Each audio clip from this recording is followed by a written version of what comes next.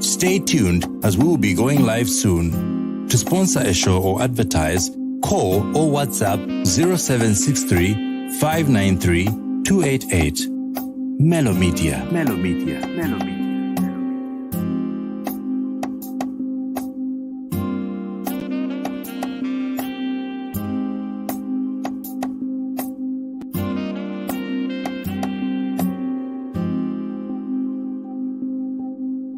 Stay tuned as we will be going live soon. To sponsor a show or advertise, call or WhatsApp 0763 593 288.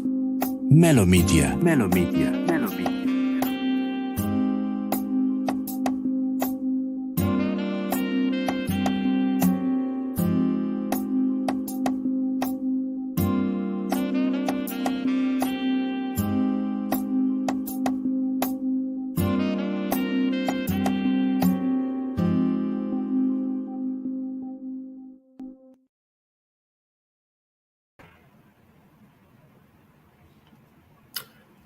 Good afternoon. My name is Chileshe. I'm a development practitioner, and you are on Melo Media Live.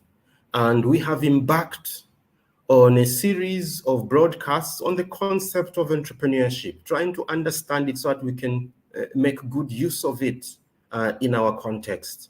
And this broadcast is being shown every Sunday at 17 hours. In our last broadcast, we sought to basically present entrepreneurship as a very distinct concept, something that stands on its own and can be applied to different spheres of life. We did emphasize that entrepreneurship is not about business. It's not about running business, because it is about what happens, whether it is in business or elsewhere. So when you're talking about entrepreneurship, you're trying to describe what happens. You're not talking about business, politics, religion, or anything else. You're describing what happens. So if there's entrepreneurship, then something must have happened. And that's what you're referring to as entrepreneurship. That something which can happen can be evident in business. And so if we understand it well, then we can see whether it is happening in business or it's not happening. We can see how we can promote it, encourage it in business, because we know what it is. We want entrepreneurship to be evident in business, but first we must step back and understand entrepreneurship so that then we can then bring it and introduce it to business and make it work for us. So I'm just putting up slides here just to quickly recap what we had pointed out last time. And in the last broadcast, we did say that entrepreneurship is a creative distraction because it's disruptive of status quo, because it seeks to create a new normal, a new and better normal. And it involves sometimes the creation of organizations, and I'm not saying businesses here. By organization, it can be anything formal, informal, but organized way of doing things. That's what I mean by organization, okay? And then it can be the pursuit of opportunities irrespective of existing resources, as some have said. But what I placed emphasis on is this fourth point there, which says the process of creating something different, because you're disrupting the status quo, so it will be different, with value, okay, because it's supposed to benefit the environment, by putting in the necessary resources, and I've listed their time, effort, and also taking financial, social, and physical risk. I did mention there's an element of risk there to obtain monetary rewards or personal satisfaction. So it may be monetary, it may not be monetary, okay? So basically, entrepreneurship is this process of disrupting status quo to create something better by committing some level of effort to see something good come out at the end of the day. That's the layman's way of defining it. We can get technical, but that's not the objective of this series of broadcasts. We just want something everybody can understand. Entrepreneurship is that process of creating something different and better by disrupting the current status quo, the way things are done, doing things differently by applying effort and coming up with something that is desirable. So moving reality to another level. That, we're saying, is entrepreneurship. I did refer to Adrian Mui, and I said Entrepreneurship has to do with enhancing reality, okay? So at a personal level, it's the act of enhancing one's reality. And because of that, it goes beyond specific spheres. It's not business, it's not this. And even when it manifests in business, it will at the same time manifest in other spheres of life. By the time a cell phone is invented, which is very disruptive, from a landline to a cell phone, okay? Someone is excited that they have created a way in which people can communicate on the go, mobile. Okay, so it has transformed the way we live our lives. Yes, somebody has cashed in on the invention on this revolutionary gadget, but at the end of the day, it is not just the business side that has profited. Our entire lives have been changed permanently because now we have cell phones to use, to do different things, to manage our lives, okay? So it is beyond business, it is very entrepreneurial, but it does not stay in business only. Now, I have something there, I think we used to call it a Venn diagram, if you recall. The rectangular box there represents the whole of society. Now, what I'm trying to argue here is that within society, you can find entrepreneurship as a component that exists. You can find business, and you can find those other things that are outside entrepreneurship and business, okay? If you classify people, then there'll be those that sit in entrepreneurship, those that sit in business, and those that sit in other things, okay? Now, if you're looking at business in this particular case and entrepreneurship, what we're saying is that there can be an intersection. If you see that shaded area there, that's an intersection between entrepreneurship and business. So it is not all of entrepreneurship that has to do with business. It is not the whole of business that has to do, currently at least, with entrepreneurship. So you find that the entrepreneurs who are not in business, you find business people that are not entrepreneurial, but then in the intersection, you find business people that are actually entrepreneurial. Those are the change makers. Those are the ones that are transforming our reality. And obviously, because they're doing something that is positive and beneficial, they are cashing in on the money because everybody wants something good. And so they're willing to put money on the value that these business entrepreneurs are creating. So you can have entrepreneurs that are not business people. And from the research I've done within Zambia, I can tell you that a lot of our business people are not entrepreneurial. So that intersectional space is very small. And one of the things we need to try and do is to increase that intersectional space, try to move as many of the business people into entrepreneurship so that you have many businesses that are entrepreneurial. Then they'll be transforming our reality, they'll be creating value, and they'll obviously make money because we will pursue that value. We'll be willing to pay for that transformative value that is being created by them. So then let's try and understand, what does this entrepreneurship look like so that we can see it, we can develop it, we can apply it to ourselves, we can become more and more entrepreneurial ourselves.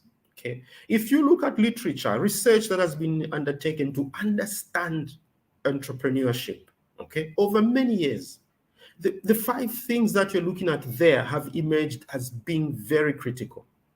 From what I've been saying earlier, you agree with me that entrepreneurship must be transformational because it's a creative distraction. It must change the way things are done permanently and for good, in a positive way. Entrepreneurship, secondly, has to do with identifying opportunities and exploiting them, okay? Making the most, because if you're going to disrupt status quo, then you're going to look for cracks in the way things are done and use those cracks to actually make your entry and change the way things are happening. So opportunity is fundamental. It's a fundamental pillar to entrepreneurship. But I started with transformation, and then opportunities as key to that transformation. The third thing is there is the application of resources. Remember, we talked about effort. So then resources will be applied to entrepreneurship. Time is a resource. We often overlook that. The human beings are a resource in themselves. And we can also talk about a few other resources that before we talk about money, money is a resource, but it's not the most critical resource. This I must emphasize. Money is not the most critical resource in entrepreneurship. You must have the right people, exposed to the right kind of information, and working within a particular space of time. Once you have those first three, then you can introduce money as a catalyst that makes things happen. Very important, and we'll talk about this a little later.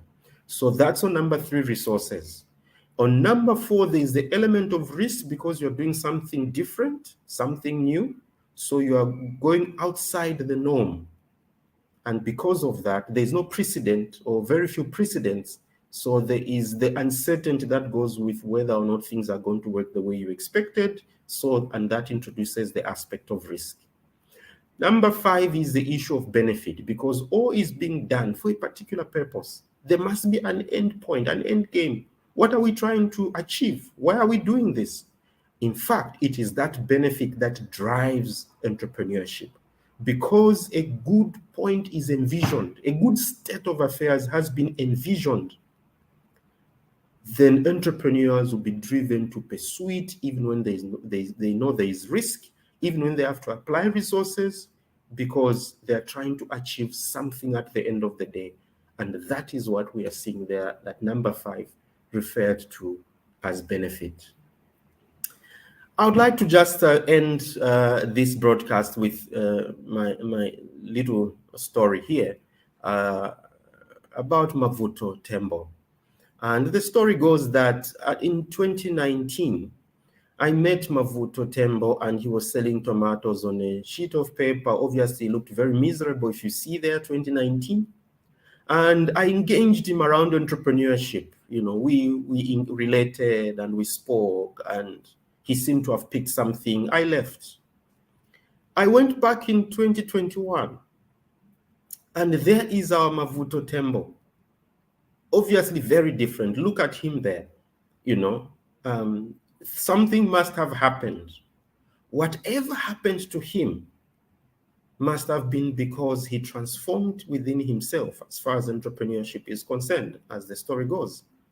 And there are 5 things there that happened, and I'll just quickly go through them. We'll discuss them in more detail in later broadcasts. Number 1, his need for achievement changed. Entrepreneurship starts in the person, because the person is the principal driver of entrepreneurship.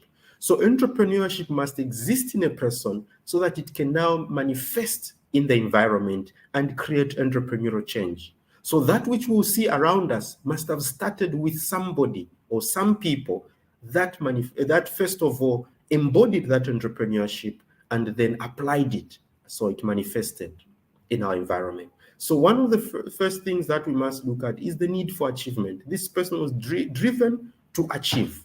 It's a personal state. Number 2 is the ability to take responsibility for their current circumstances so that they can transform those circumstances.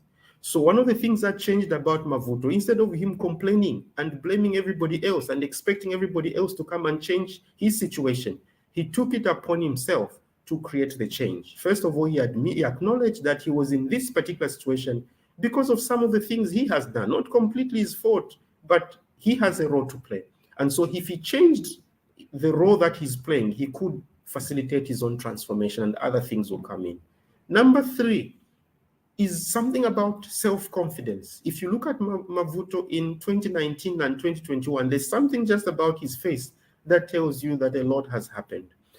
In psychology, we call it self-efficacy. Being confident in what you are capable of doing. Okay, if we just say confidence, sometimes confidence can be misplaced. You can have confidence about something that you shouldn't. But when we refer to self-efficacy, we are saying that you understand what you are capable of doing and you have confidence in that. And you know what you cannot do well, and you do not have confidence in that.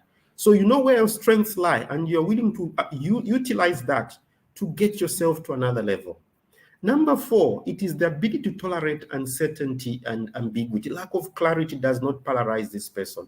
We did say that entrepreneurship has risk as one of the aspects. So for you to be able to take on elements of risk, you must be able to tolerate some level of uncertainty and ambiguity, lack of complete clarity. Number 5 there is ability to solve problems. So problem-solving orientation. In fact, an entrepreneur sees opportunities on the other side of the problem. What is a problem? Has the opportunity behind it. So opportunities on the other side of a problem, the other side of the coin.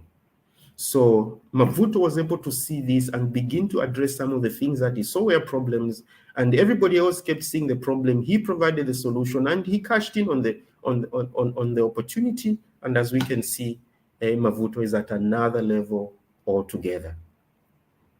I will stop there for this broadcast and just emphasize that entrepreneurship is about enhancing reality. It manifests in our environment, and we see it, okay, in the fact that there's been transformation, opportunity has been exploited, there's been resources applied, risk has been taken, and there have been some specific benefits. But then we're also saying that entrepreneurship resides in the person. That's the principal agent. And that person must have certain attributes for them to facilitate entrepreneurship. Thanks for joining me in this broadcast on Melo Media. Look forward to having you as we explore this concept even further on next Sunday at 17 hours.